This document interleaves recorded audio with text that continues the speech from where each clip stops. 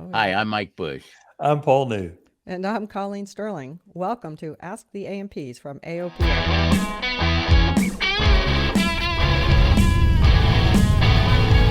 On Ask the A&Ps, we try to answer your toughest maintenance questions. So if you have one of those, especially if it's one that has your mechanic stumped, contact us at podcasts@aopa.org, and we'll try to get you on the show. Please follow or subscribe to be alerted when a new show comes out. And if you'd like to get on our email list for our quarterly newsletter and other good stuff, easiest way to do that if you're in North America is to text the word SAVVY, SAVVY, to 33777. Again, text the word SAVVY, SAVVY, to 33777. And if you're not in North America, that might not work. So then the backup plan is to go to the savvyaviation.com website and click the link up at the very top of the page. So I have a question, but I need to be a caller, and I'm catching you both off guard, so you won't get to study on this one. Uh-oh. So, okay, you ready? So I need an intro. So Ring, this ring. is wait, no, wait. It's going Our to be first caller is Paul, who's losing pressure. who's losing his mind Right. and has a question. That Go is ahead, good. Paul. All right, so this turbo. Hi, man! I love the podcast. You guys are shut great. Do I start Yeah, with whatever. Never miss an episode. do it? you? Never miss an episode. Sure. And I'm not calling from my airplane, but I am calling with airplanes behind me, so maybe that counts. All right, so this customer brings us a Turbo 210, and he's having difficulty in the climb because he's losing manifold pressure at the rate of about 1 inch per thousand in the feet. climb. Very suspicious. Sounds pretty common. And he, of course, usually when we see an airplane, we're not the first place, we're the kind of the last place that they show up. So turbos have been changed, wastegates have been changed. Oh, God, don't you hate that? The controller has been sent out. And so we get the airplane because and they've pressurized, they've actually done all the right things. The things they sent out were sort of we can't find the problem and we're a little bit desperate, and okay, well, we got to try this because we don't have anything else we can do. So the airplane shows up. We pressurize the induction system. We pressurize the upper deck system. We pressurize the exhaust system. We find little leaks in the upper deck, mostly around the manifold pressure gauge, which is inside the cockpit, and the fitting at the firewall. So we take care of that. And I go out to run the airplane to do a flight check and find out that the manifold pressure gauge is stuck at roughly 29 inches. Can't do anything to make it let loose. Take it out of the airplane, apply vacuum, apply pressure. It won't move. Send it out to have it repaired, get it back, put it in. Now that works. So I flew the airplane this morning. So this is all good recent stuff. Fresh off the press. Fresh off the press at 2,000 feet. Now so back up. We borrowed a controller from another airplane, and we're not saying any names. We're protecting the guilty here. So we borrowed a controller. We didn't bother to set it up. It was fairly close. At 2,000 feet, I set the manifold pressure at about 32 inches and noted the fuel flow and the manifold pressure and the RPM at 2,000 feet, and then again at 4 and at 6, and then at 7, and did it in smaller increments going up. And sure enough, it's losing roughly 1 inch per thousand, and the fuel flow is dropping with the manifold pressure. So I know that it's actually dropping. It's not an indication issue. And on the descent, I lowered the manifold pressure. I leveled off, lowered the manifold pressure, got it to a power setting that was acceptable for a descent, started the descent, and then recorded the manifold pressure after about 1,000 feet of descent because the ram effect was raising the manifold pressure. So once that stabilized, and sure enough, it increases about 1 inch per thousand. We have pressurized the induction system. We have pressurized the exhaust system. We have pressurized the upper deck system. And I mean, in detail. We've done this a lot of times. And by golly, nothing is showing up.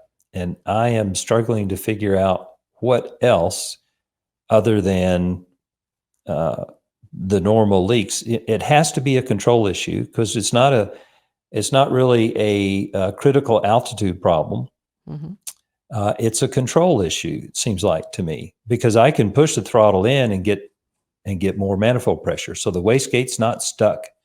When I get to 8,000 feet, I can push the throttle in. Manifold pressure comes, right up to red line, that kind of thing. So I'm trying to think of any other troubleshooting thoughts to figure this thing out. This is just driving me nuts. So we're going to go. How did you conclude that the wastegate is not stuck? Because I can manipulate it and get different manifold pressures above ambient at altitude. So at takeoff, it's regulating at about 36, 37 inches. Mm-hmm. And as I climb, I can add or take away manifold pressure in that climb with the throttle above ambient. That doesn't prove anything, right? But yeah, it feels to me like that. If it's above ambient, it's a manual wastegate. No, just imagine that the wastegate was capable of closing 2/3 of the way, but it couldn't close any further than that because of some mechanical problem. Mm-hmm. So it would look perfectly fine on the ground because at full takeoff power, the wastegate isn't anywhere close to all the way closed. It only gets all the way closed when you're up at 25,000 feet at critical altitude. So it's leaking, basically. It's got a leak. No, I'm not saying that. It would be saying fixed in a position is what he's saying. What if the wastegate, because of a problem with the wastegate itself or with a problem with the wastegate actuator, was just not capable of closing all the way? So I know that the wastegate Did you try to exercise it with shop air and stuff and make sure that it runs through its entire range? Yeah, it's functioning on the ground in the shop. That's been tested. We can double check that again just to be sure, but that's been tested with shop air. It closes at about 45 PSI, which is about normal, 40 to 45. But I have to think through this process of in flight.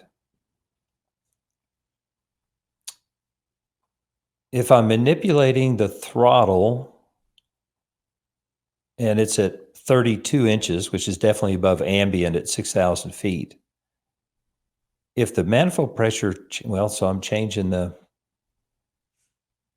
throttle. Well, let me make a suggestion, Paul. Okay.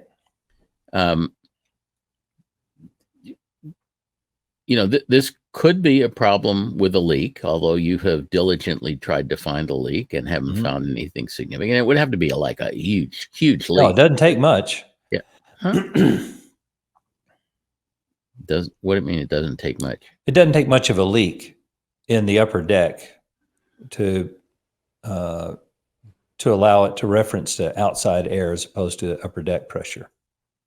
No, I'm saying in order to lose an inch of manifold pressure per 1,000 feet, you need a pretty good size leak. Well, I've never actually quantified how big of a leak it takes, but yeah, so we'll accept that for troubleshooting. And we've pressurized everything. So what I was about to suggest is to simply cap off the oil line at the controller and take the entire control system out. Mm-hmm. The minute you have oil pressure, the wastegate should fully close and should just stay fully closed. Right. And then obviously you can't go to full throttle because you're gonna you blow cylinders out the cowling. No, you're just gonna pop the overpressure relief valve. Right. But take the whole control system out and just test the turbocharger and the intake and exhaust and stuff without any control stuff in the system. You mean on the ground at sea level? Go fly it. Or go fly it? Yeah, it's just you turned it into a fixed wastegate.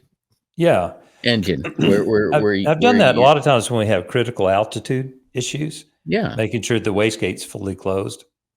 But I mean, you need to,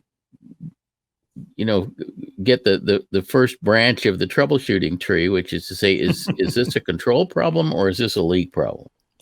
Right. Well, and that's exactly where we are. Yeah, that's where you're headed, right? Because that's where we're heading. Leaks, so we've checked for the leaks, but it feels like a control problem. I'm still, and that's, we can do that, and we've talked about doing that. That's sort of a not really a last chance thing, but it's a pretty risky thing to do. Why is it risky? You have to be so careful with the throttle, because with the wastegate fully closed, the manifold pressure runs up so fast. You're very much at a part throttle position on the 210. Well, certainly it will do it. But that's no different than any fixed wastegate engine, and you have an overpressure relief valve, so you shouldn't even be able to hurt anything if you tried. Oh, you haven't seen me. No, I mean the overpressure relief valve should pop off when the thing is 4 inches over red line or something. Well, I agree, and I've popped those before, so I know exactly what that sounds like. That's why. But as skillful a pilot as you are, Paul, I'm sure you won't pop it. You'll. Yeah, I mean, and I've done it before. That's not the thing. It's but I mean, if you basically hardwire the wastegate all the way closed, you ought to be able to take that thing up to critical altitude. So pass the critical altitude test, and that if you can do that, that will verify that there are no significant leaks in the system. If you can't do that, you've proved that there are leaks, and you just haven't found them yet. So, next question, back to seeing the wastegate move in normal operation and have some confidence that the wastegate is being controlled in flight without capping this off. Just say we're flying and we're at some given altitude. Obviously, if we climb to altitude and the wastegate is closing, we still make manifold pressure on the way up. But is manipulating the throttle, is there any way to differentiate giving a power change due to the butterfly valve or the valve in the throttle body moving versus the wastegate moving? Because when you move the throttle, both of those move. You see what I'm saying? No, normal flight. This is a T210, not a P210, right? Yeah, it's a T210. And a T210 has an absolute pressure controller, correct? Yes. So moving the throttle has no effect on the wastegate position. The wastegate is the wastegate is always trying to generate an upper deck pressure of about 38 or 39 inches, a couple inches over red line. Mm-hmm. No matter whether you're throttled back to idle or whether you're balls to the wall, it's always trying its best to maintain a constant upper deck pressure.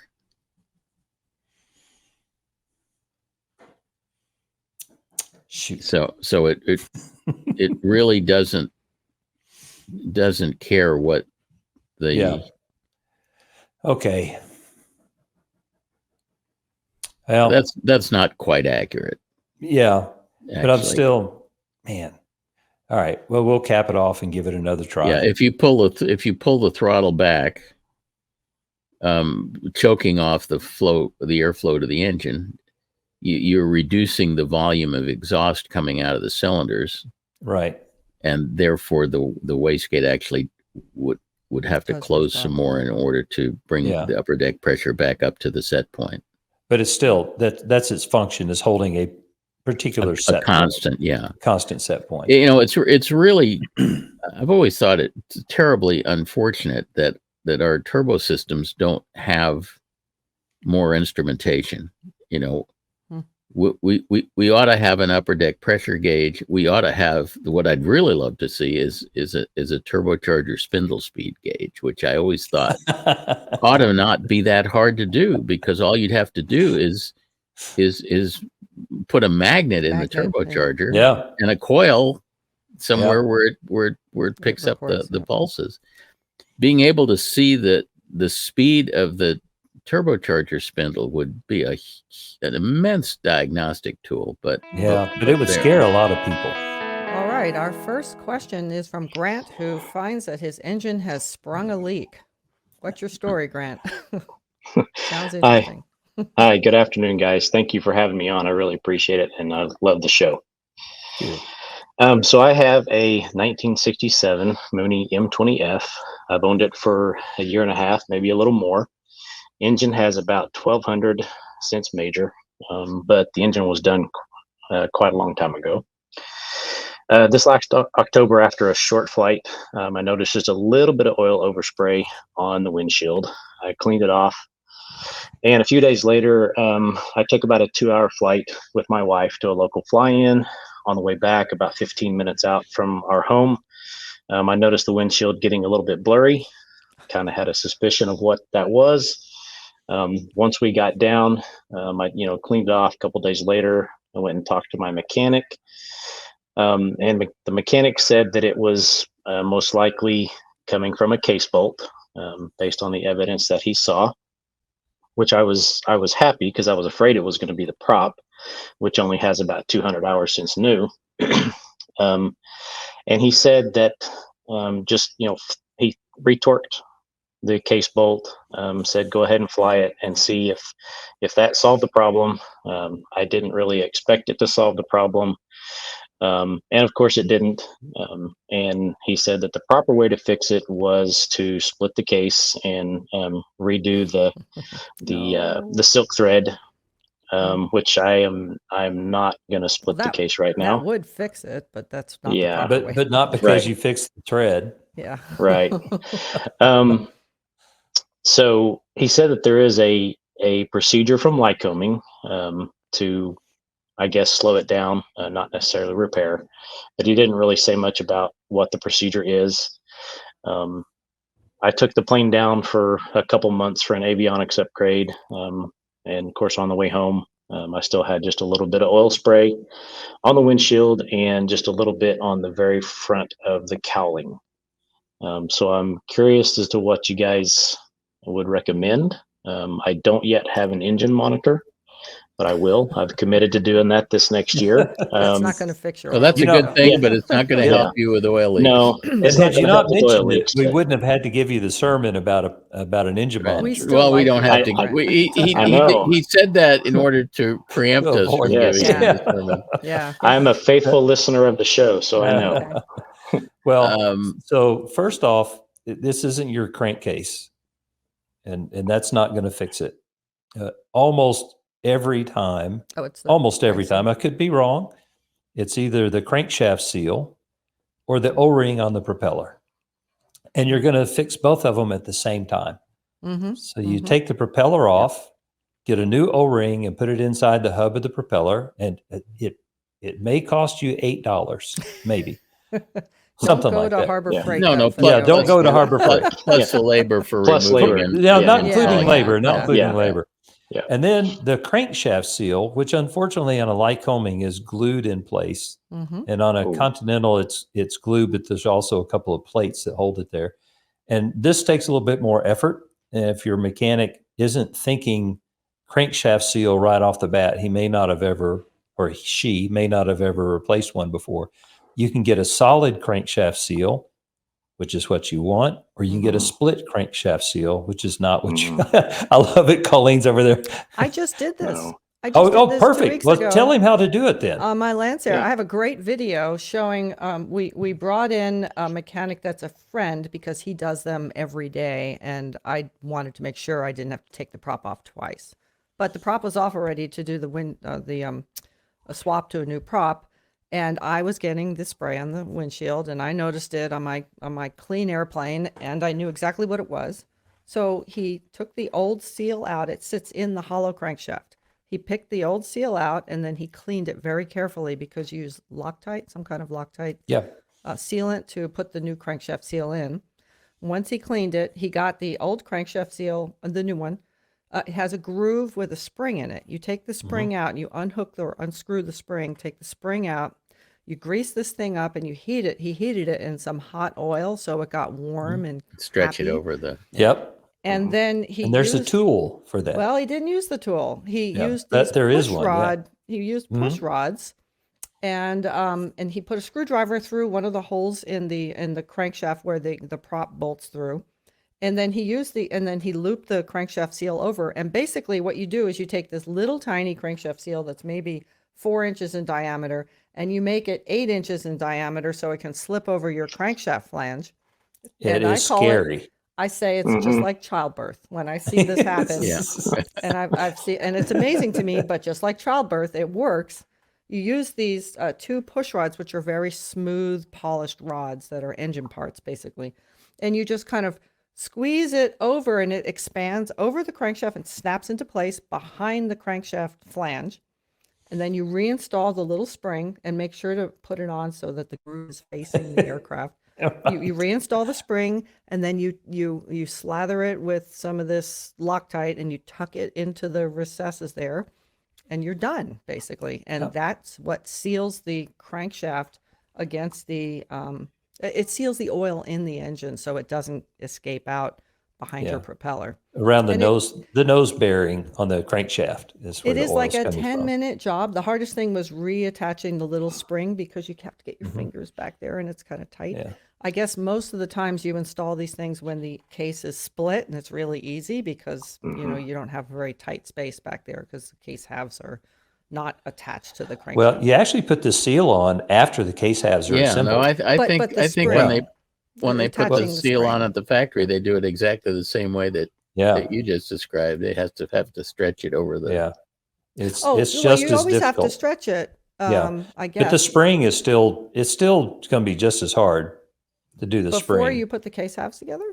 Well, if that's you what I'm take- saying. You can't do it before you put the case halves together. can This is all attach- done. Well, you can hang the spring on there, That's but what I'm saying. you're not going to do it that way. Anyway, but it Yeah. took the guy 10 minutes to do. Oh, yeah. And it's just once you've seen it done, you're like, oh, that's easy, Yeah. Yep. And the seal cost $10, $20 Yeah, it's from not a Aircraft lot. Spruce. So it's very simple to do. By the But- way, Lycomings are not put together with silk thread. Mine was. What are you talking about? The case halves, overhaul- double-aught silk thread Yeah. for the seal between the case halves.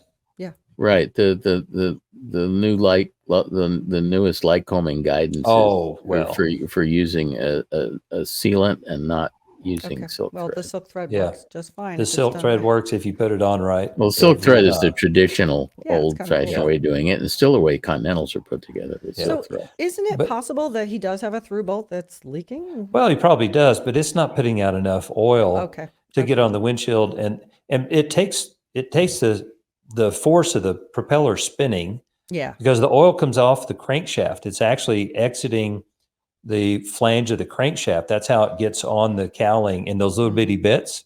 hmm Oil coming off the crankcase is not dribbling out in little bitty pellets or little bitty droplets. It's It's seeping. just oozing out. Yeah. It's hanging out on the engine.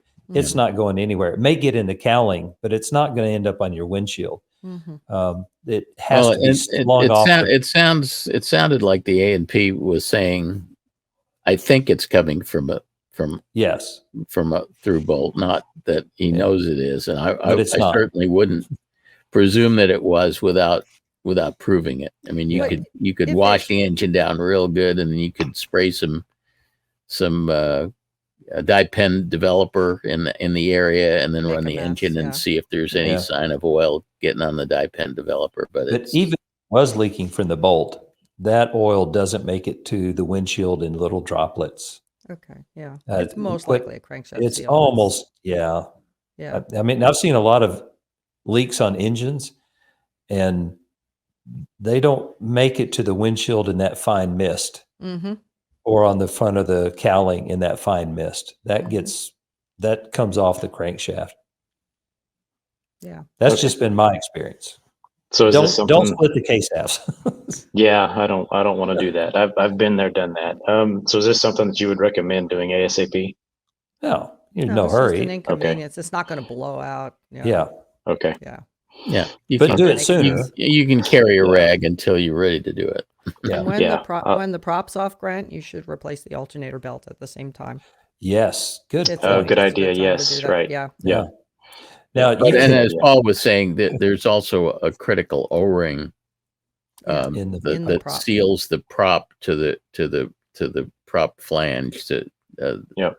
And if the prop is off, you might as well replace that O-ring Yeah. as well. Yeah. And clean the Okay. sludge out of your crankshaft. yeah, clean the sludge out of the You'll Sure. find all crankshaft. kinds of junk in there. Yeah. Nasty. This is going to be half a day job. It's fun you though. know, It's but it's yeah, therapeutic. it's a cool thing and to then you do. get to wire the prop Yeah. back on, which is always Yeah. fun. Ooh, too. safety wiring. Safety Yeah. wires. Yeah.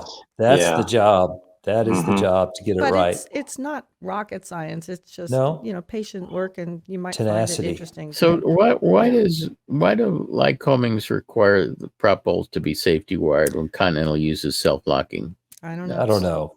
That makes no sense to me. The safety Well- wire is just like a full employment act for mechanics.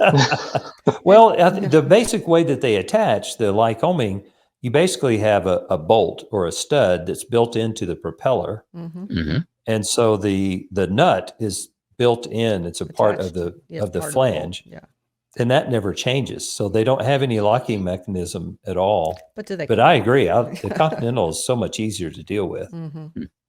Quite a bit. And I've always been taught that it's supposed to be the heavy safety wire. Is it 42, 41? Well, it depends. So generally speaking, if it's a 2-blade prop, it's going to be 40 thousandths. If it's a 3-blade propeller, you want to go look in the Hartzell or the Macaulay manual and find out, because some of them allow for 32 thousandths. So I asked Jim Rust because the prop had been wired with 32 thousandths, and he said Mhm. 32 thousandths is fine for this prop. He told me don't Yep. wrestle with the 40 thousandths, which hurts my hands just thinking about it. Yeah. It's a real pain to do. Definitely gonna be Back in the blushing day, Santa Maria Airport, where I'm based, used to be an Aerostar. The Aerostar factory used to be there, and then after that, there was a lot of Aerostar maintenance done there, and man, safety wiring both props on an Aerostar, that was like a major endeavor. Yeah. Well, I can tell you, as my dad was a real Mooney fan, and we had a 1967 M20F. It was the airplane that Mooney used to certify the Century 3 autopilot and the electric landing gear, which came out in 1970. Hmm. And this was a real special airplane. It's a lot of fun and all that. But I can tell you, you will spend more time removing the cowling and putting it back on than you will taking the propeller off and putting it back on, and the safety wiring. So just be prepared. Yeah. Yep. Can I It's ask a one mess. quick question, Paul? If he does have a weeping bolt on the case half, isn't there a procedure where you can draw clean it, put Loctite on, and then draw a vacuum inside the engine and pull the Loctite in and seal it to some extent? I have never done that. Uh, I have never seen that in print. And it scares me to death to think about the possibilities. Of getting it in the case, yeah. Because on the top of especially you're talking about the top of the engine. Mm-hmm. And if you look at that, well, you've seen that your crankcase, Mm-hmm. when it's split, your camshaft rides in the top. And where that thread goes, it comes real close to where the camshaft bearings, where they're not bearings, they're just Journals the or- machined out places. Yeah. So if you're vacuuming sealant Okay. into the crankcase, you have no way to know how How far it goes. the yeah. sealant goes. Does it go all the way to those bearings on the camshaft? Does it just suck down into the engine and drip on something? Mhm. Just not the thing that I would do. Why not just clean up the area and slather it with some PRC or something? Yeah. On the outside, that works great. I've Yeah. seen that. Yeah. Not on my engines, but I've seen it. Yeah. Yeah, there's absolutely nothing wrong with that. Just you have to get it perfectly dry, perfectly clean. Nothing wrong with And- that unless you're the guy that's going to disassemble the engine next. And we're not worried about him. Mm. Although I heard tell that that if somebody does that, the way you get it off is with a heat gun. Heat gun. Somebody said if you Yeah. heat it all up with a heat gun, it comes Doesn't the off. engine get It comes hot? off a lot easier. Yeah. Oh, okay. Yeah. Or plastic putty knives will scrape it off. Mm. Anyway, Grant's not worried about that. Small Change your tactical crankshaft nuclear seal, weapon. Grant. You got it. Yeah. At 1,200 hours, he's got a couple of thousand hours worth of flight. He is not going to be at worried least about. another 4,000 hours on that engine. Yeah, Right? he's not going to be worried about splitting the case halves. Yeah, Yeah, I and your appreciate the focus. encouragement. Okay, cool. Well, glad we Yeah. solved that problem.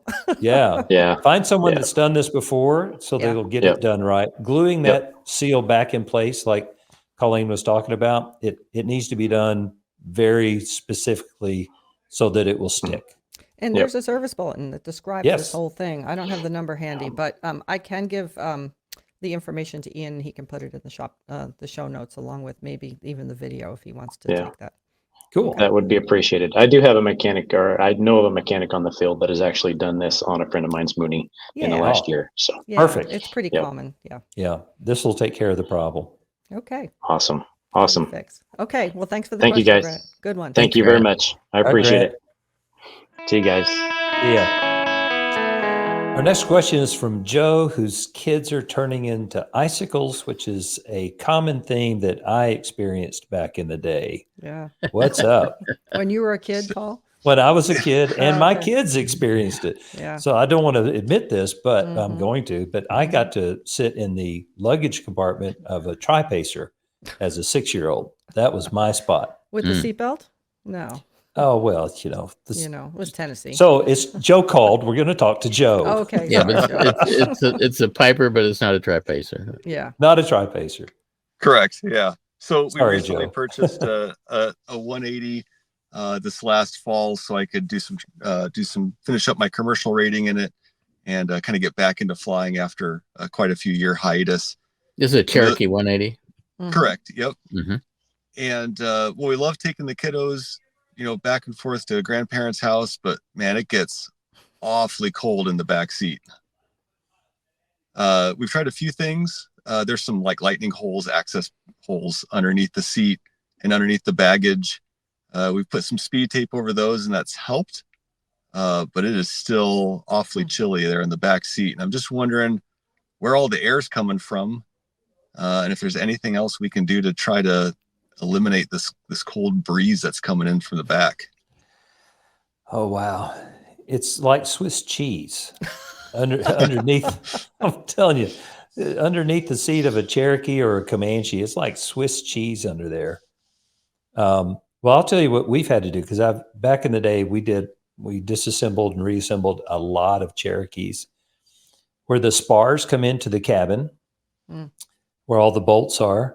There should be 2 strips of foam, one on the front and on the aft of each spar, right and left, because these are basically holes from the wing root area, the space between the wing root and the cabin, and they're about 1 inch wide and about 8 inches tall. And so there's 4 of them. So you stuff foam in there. It's a specific piece of foam. It's a Piper part number. Got a actually. part number, right? Oh. Yeah, it does have a part number.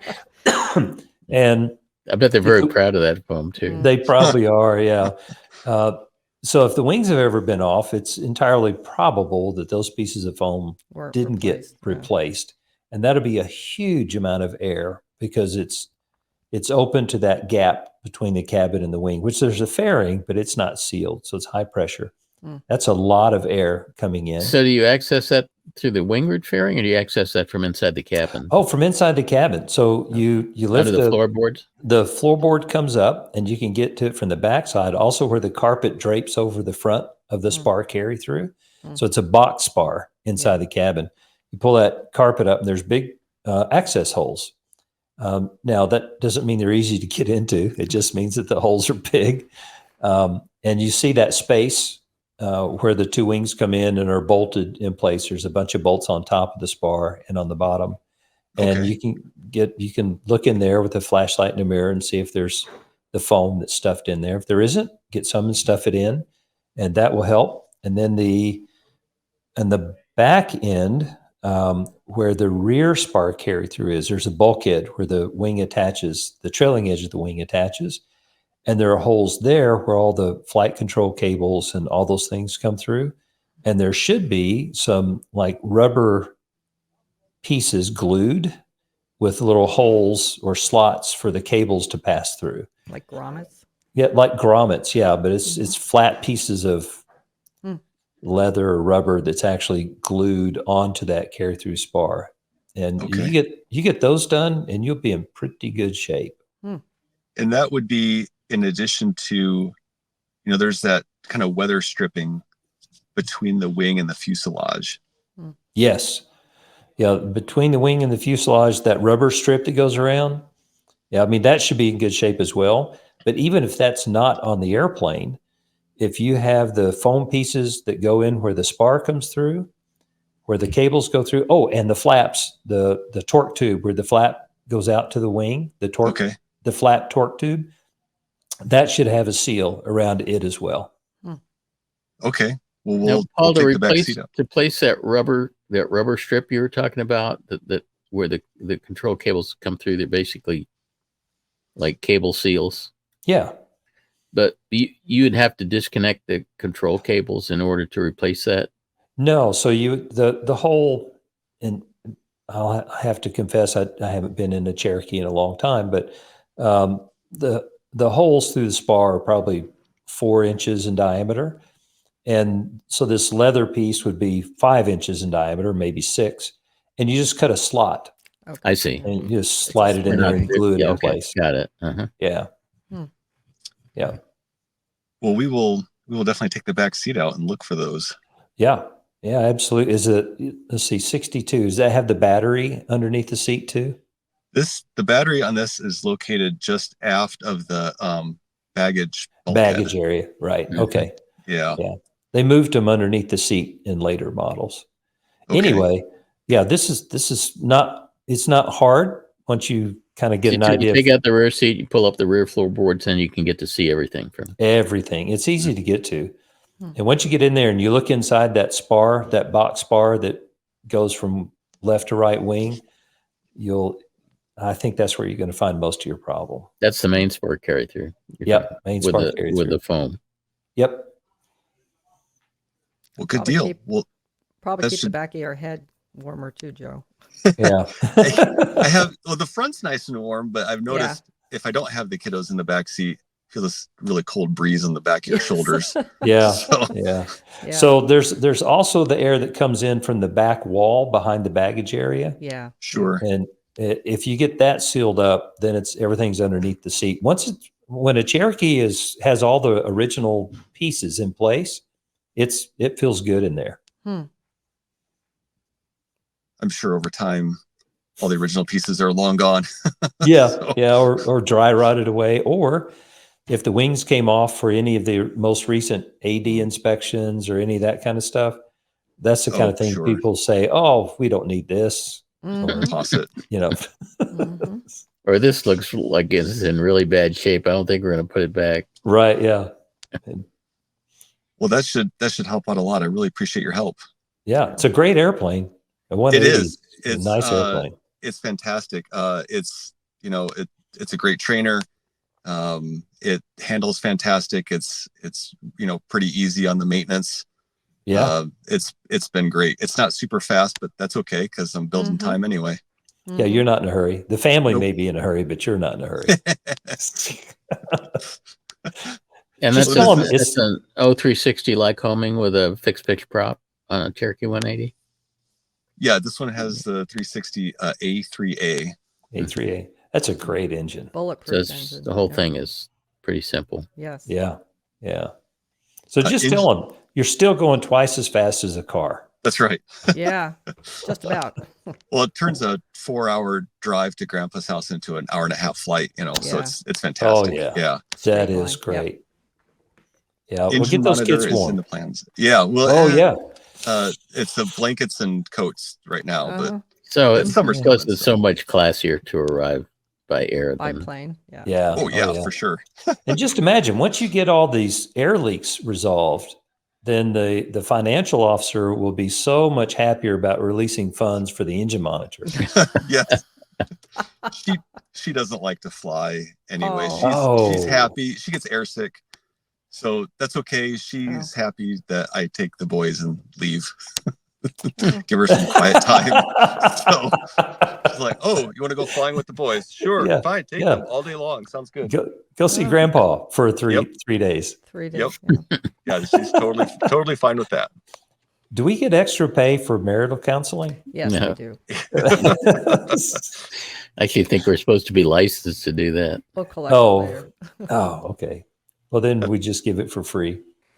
Good. Well, thanks, Joe. Yeah, Appreciate yes. it. Good Thank call, you. Joe. Thank you. Thanks. Our next question is from Todd, who is wondering where that horsepower number comes from. Go ahead, Todd. Hi, team. My name is Todd Boyland, and I have a 1980 Beechcraft Bonanza A36TC. And I just want to thank you guys individually for the work you do on the podcast, for having me on. I appreciate everything you do for the community. And Mike, for you and your team, I'm a Savvy Analysis Pro customer and appreciate everything you guys do for advancing engine metrics and data analysis. So thank you guys for all you do. For my question, I have a JPI EDM 930 installed in my A36TC. I'm just curious as to how the percent horsepower is derived. I'm assuming it's calculated, but not 100% sure. And wondering if you guys can speak to how it's derived and what you might expect to see from this readout during different partial power loss scenarios. Well, it is calculated. Yep. And exactly how it is calculated is a deep, dark secret that JPI doesn't make public. But I can tell you how we calculate percent power, and what I think the correct way to do it is the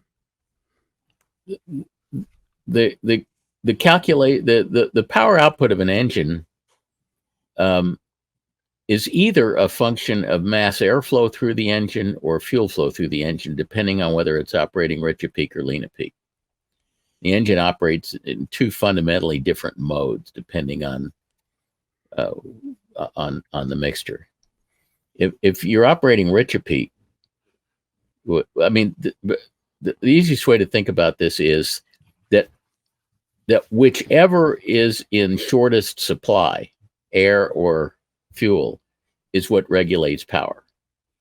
So if you're operating rich at peak, then by definition, you've got more fuel than the engine can consume or can actually combust. And so air is in short supply. And so what regulates engine power when the engine is operating rich at peak is mass airflow through the engine. Basically, how many pounds of air per unit of time is going through the engine. And mass airflow is determined. It can be calculated by looking at two things: manifold pressure and RPM.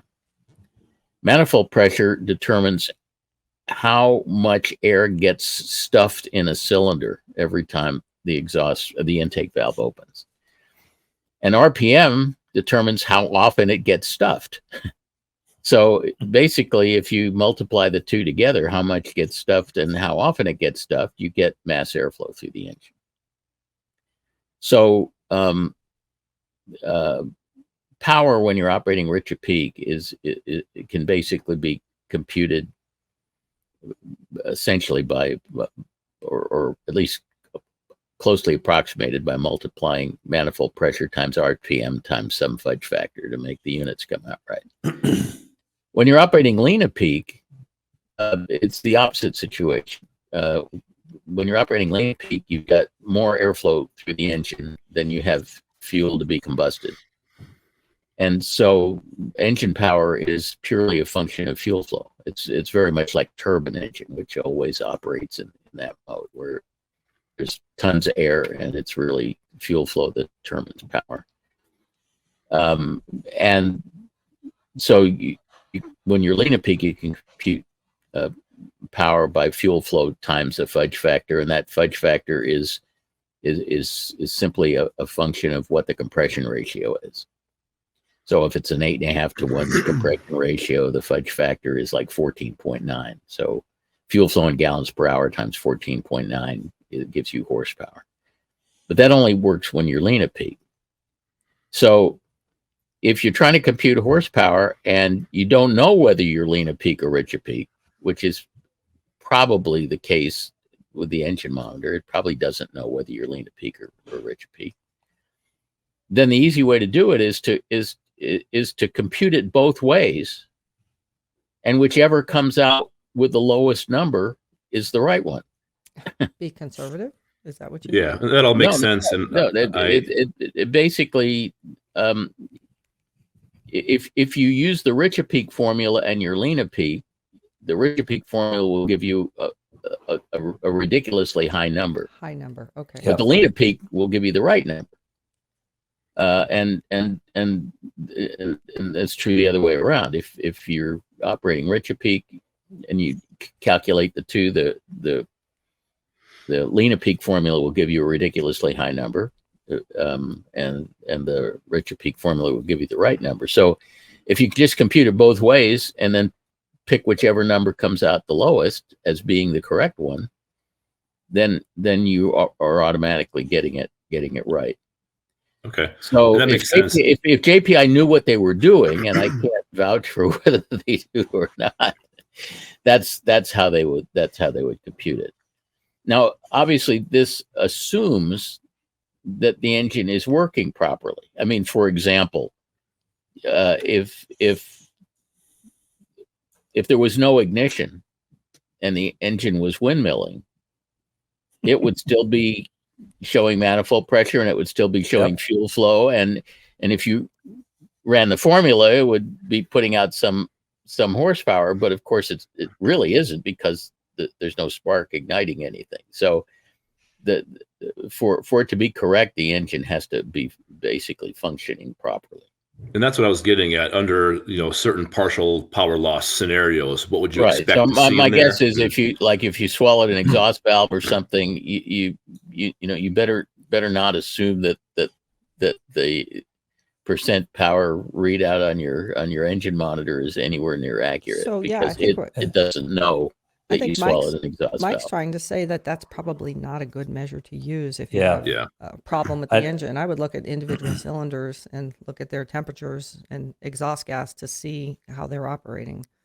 Yeah, I completely agree. Just the partial loss scenarios are always some of the more scary ones, and I wonder if that would be any clue into a situation, but it's probably not something that can be relied on. It'd be nice to have a single number like that. What would be easier to really interpret. really nice would be if you had a torque sensor basically at the junction of the propeller and the crankshaft flange.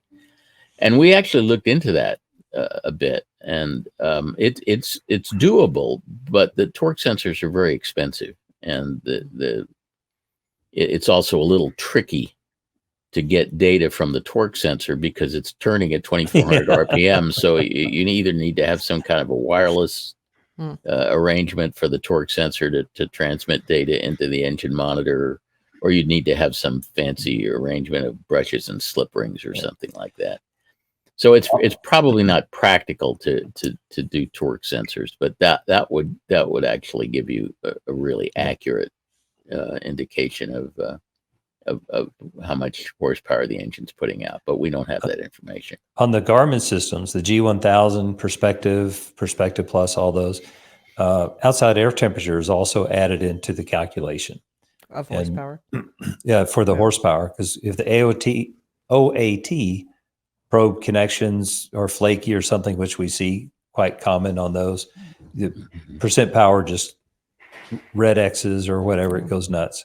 Yeah, OAT would affect the reach peak calculation, because mass airflow also is affected by air density. So they use that, but in a partial power loss situation, man, percent power is like the last thing on your mind. Yeah, it's going to go. If the engine's running, wonky. You're happy. Been there a few times, and I can tell you, it's like I don't care what the percent power is. I feel it. It's going to get me to that airport as opposed to that field. That's what I'm thinking. Yeah. Nope. Understood. Great insight. I appreciate you guys' help. Yeah. No, interesting question. Good question. And we would all like to know how they calculate that. Yeah. Trade secrets. Trade secrets. All right. Thanks, guys. I appreciate it. Thanks, Todd. Have Thanks, fun with Todd. that, All right. Thanks. Take care. Bonanza. Bye-bye. Bye. All right, we got a couple of great letters here that I'd love to read you guys. The first one's from Trevor. He said, I'm a big fan of the podcast. The team is incredibly knowledgeable, and it is great to have the platform to share their knowledge. This is not the question. I just wanted to give say you some this kudos there. because they think They're that's but- going to they're make us give buttering them a us up. better And then they're answer. gonna say, Oh, Buttering us but up. you got it all Here it wrong when comes you were now. talking Here's- about. Here's where the tone changes. That's Here right. it comes. You ready? Yeah. One note, you may want to take a deeper look at the comment made in regards to tuned exhaust not adding more stress to the engine. Colleen was right, and Mike was right, depending on how you look at it. Tuned Ooh, exhaust I creates wasn't in there this time. Yay. Tuned exhaust creates a constant flow, so there's a slight suction due to the momentum of the exhaust right in front of the exhaust port when it closes. This results in more exhaust leaving and then more fresh air coming into the cylinder. The more air, usually oxygen, in the cylinder allows for more fuel to be burned to create more power. More power is more stress.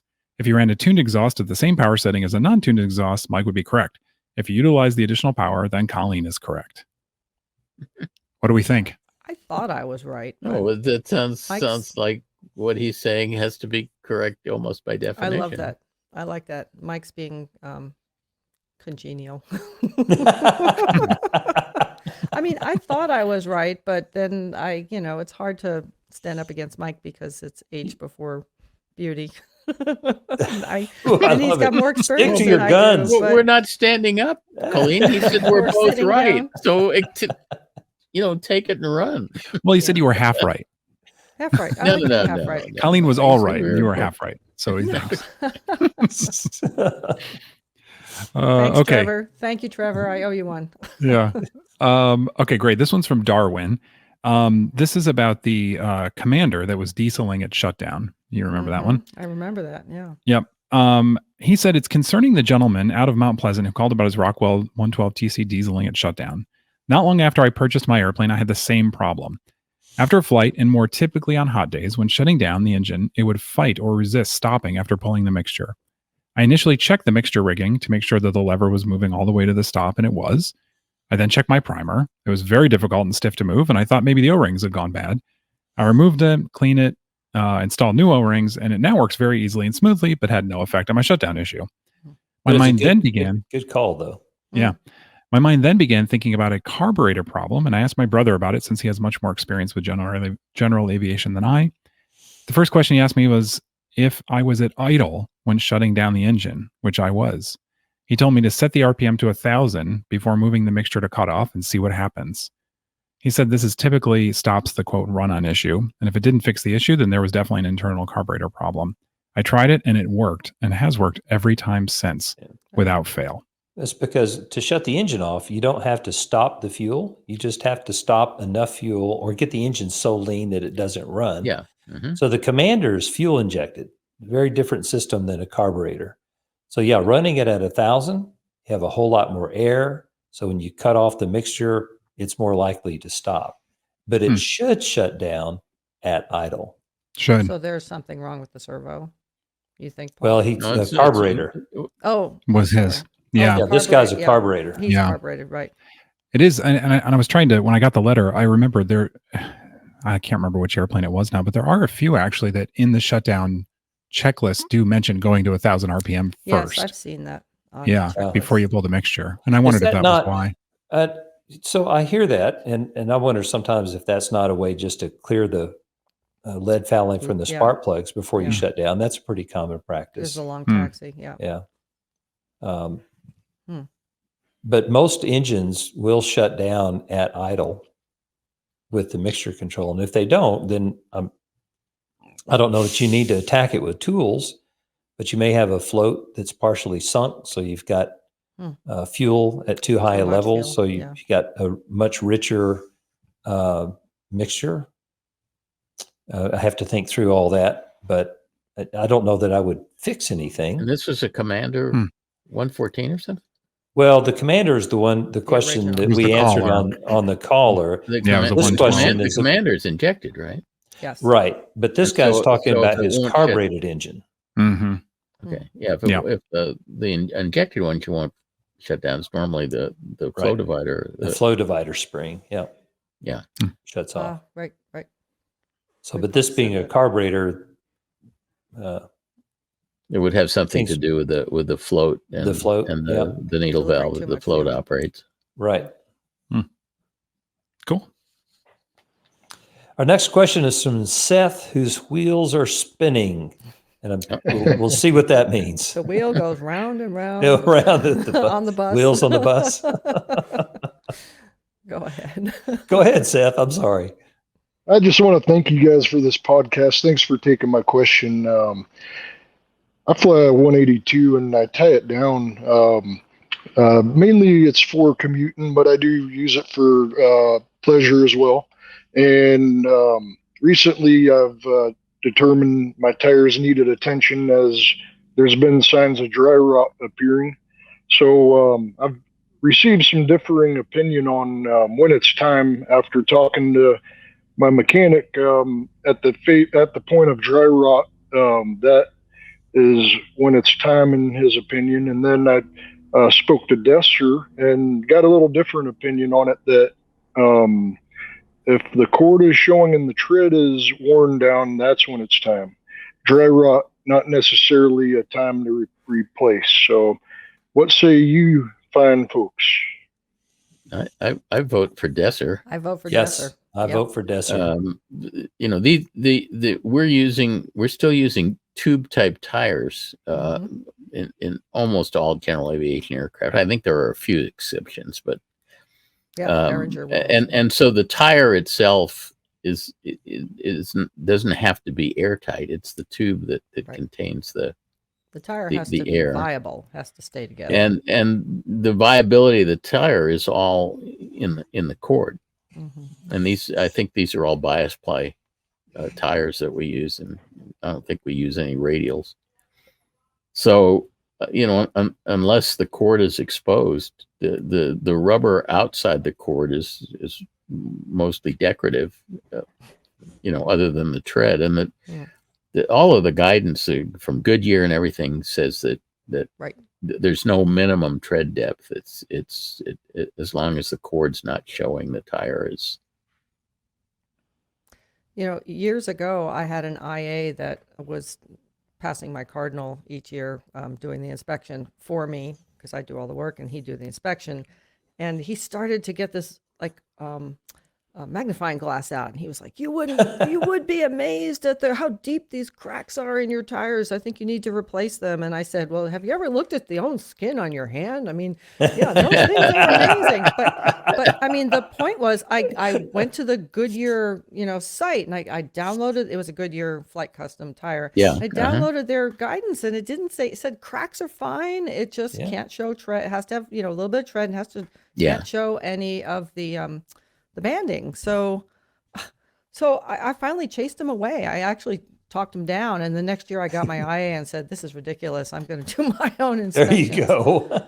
Yeah, it's true. I mean, Now, I guess the exception to that rule would be if the tire was severely flat spotted because like it locked up on a landing or something like that. Yeah, but because usually you probably shows forward when you flat spot it. But but even if it didn't flat spot quite that far, you probably wouldn't want to deal with a tire that was that far out around. But yeah.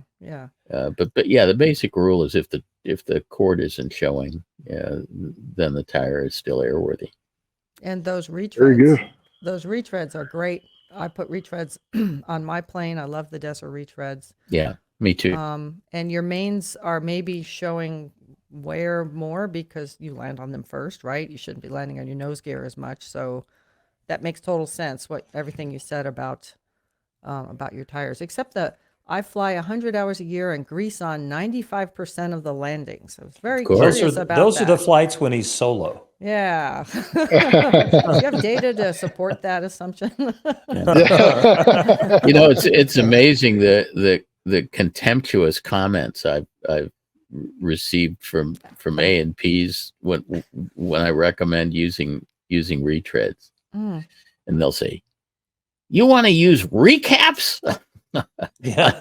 On that Cirrus SR-22, are you crazy? You know, So and my husband pointed out that the airlines will use they almost always nothing but retread, and retreads. they Oh, yeah. stamp a number on the sidewall of the tire to show. I guess when they get to 4 retreads, they have to stop. But And the retreads meet the fine. TSO. yeah, Yeah, they're same And, size. Interesting. and Not the there monster. was, I don't know, 10 or 15 years ago, there was a comparative test that Aviation Consumer did where they torture tested a whole bunch of different kinds of tires. And the ones that came out the best were the Desser retreads. That's very cool. The monster retreads are different, though, since you mentioned that you had those. On a retractable airplane, don't use monster retreads, but standard retreads are perfectly fine. Mhm. They're standard diameter. There's nothing different about them. So if it's a standard Desser retread, you can use it anywhere. Cirrus, 210. Yeah, I think the monster retreads are only available in like 6006s and Yeah, stuff. yeah. I know Right. that when I get retreads for my 310, then you can't not get available. monster retreads in that size. Yeah, we had a 210 guy show up and we got the airplane in the hangar and put it on jacks. And as the gear is retracting, we hear these funny sounds, and we look back and we see metal bending back at the wheel well. This is a plane that doesn't have gear doors. Is a 79 or 80 model. Hmm. And sure enough, the tires are making contact. Mhm. We're like, I don't know why we didn't notice. So we took a couple of pictures, sent it to the owner and said, man, you can't have monster retreads on this airplane. Well, I just put them on there last week before I brought it to you. So it would look good for the inspection. So So he it went would out. look good. So it would look good. So he bought another couple of retreads that are standard size, and we swapped them out. And he gave the monster retreads to his 182 hangar mate. Yeah. But yeah, don't use them on retracts, but everything else is great.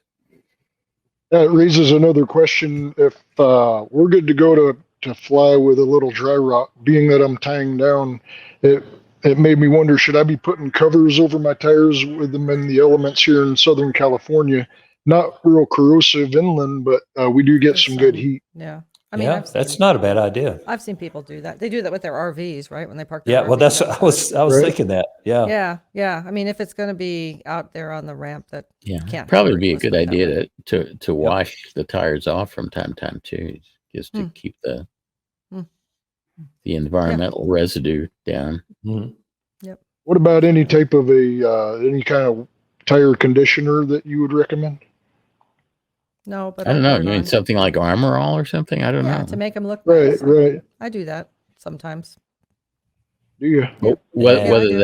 that would help with environmental rot, I don't know. If you've ever seen What the about- I'm sorry. I shouldn't. Oh, I no, probably after you. shouldn't go there. I was going to actually take us down another rabbit hole if we're at liberty, is the pros and cons to tying down versus a hanger. I don't know if you want to go down that rabbit hole, but I was going to raise that topic, and because this kind of dovetails into it. It's all about money. Mike did a whole chapter in his book on that, I think. Yeah, He did a the comparative cost estimate. I mean, I would be very loath to tie an airplane down outdoors. Yeah. And the more complicated the airplane, the worse it is, because it's not just the paint and interior you're worried about. It basically anything rubber is going to get attacked. You know, if your tires are suffering dry rot because of the Southern California smog, then all of your hoses and baffle seals and cap everything else seals, are going to be having the same problem. Yep. But you might not be able to get a hanger. That's the flip side. Hangers. Well, that's a huge problem in Southern California. Is you have to wait for somebody to die, I think, to get a hanger. I can attest to that. That is Or true. some Now- people actually will buy an airplane. Now, the because a death, hanger the comes death, with the death, Yes. death rate in Southern California has been increasing. Because crazy district attorney down there that doesn't want to lock At up least you anybody. didn't say you have to knock someone off to get a hanger. Right, yeah. Well, that's one way, Although I thought about it, but a not couple the times. only way. Well, what you do is you find an airplane that's up for sale With- on in a the hangar. on the Yeah, airport you buy it want. with the hanger, right? Buy the airplane with the hanger, Sell And then that sell the airplane and airplane. put your airplane in the hangar. But you have to do it very quietly. At my airport, they will not let you do that. Oh, So you have that's to do not it good. very quietly. If You won't be able to, Wow. they won't let you buy a, assume the hangar that came with they're the airplane. non-assumable. Huh? Wow. There's a list, you know. Well, you better read your Half contract. the people on the list are dead or have moved out of the state because they don't curate the list, but there is a list. Or they've been knocked off. Knocked or, off. know. Crossed off. Crossed off. Yeah. Yes. More Yeah. PC. Guido. Three-fingered Louis is at it again. Call up Gunter and get rid of this guy. Yeah. Well, yeah. If you can get a hangar, get it, Seth. I think they're Yeah. they're But waiting. in the meantime, keep flying those tires. Yeah. Yep, there you go. Okay. stress out about them being weather checked. Yeah, they do good. Very cool. Thanks for Thank the you call, for your Seth. advice. Thanks, Seth. All right. See You all ya. take care. All right, you too. Thanks. Okay, that's it for this episode. Hopefully, we got a couple things right this time. Let us know what we got wrong. Keep sending us your tricky questions. You can email them to podcasts@aopa.org. See ya. Bye, everybody.